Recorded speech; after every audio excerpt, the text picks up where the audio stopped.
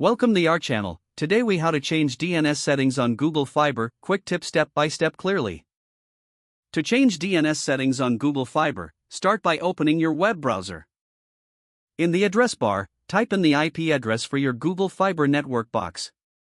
This is usually 192.168.1.1 or 192.168.100.1. Press enter. You will be prompted to log in. Enter your username and password.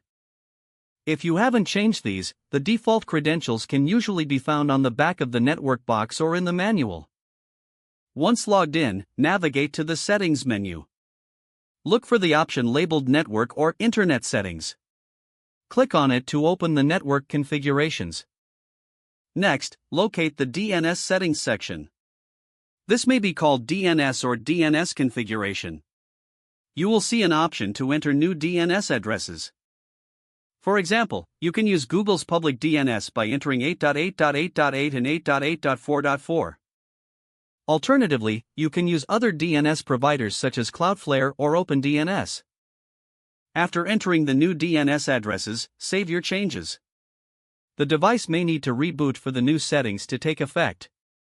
Check if your internet connection is working properly after the change. If you encounter any issues, revisit the DNS settings to ensure they were entered correctly. If the page does not load, refresh the browser or try again in a private or incognito window.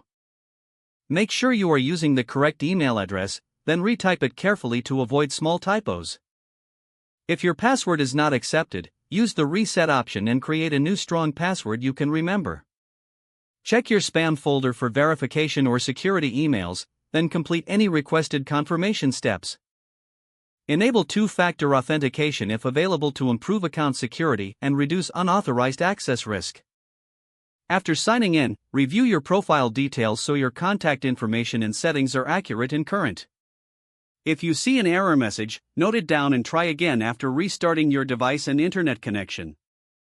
Log out when you finish, especially on shared devices, to keep your account and payment information secure. If the page does not load, refresh the browser or try again in a private or incognito window. Make sure you are using the correct email address, then retype it carefully to avoid small typos.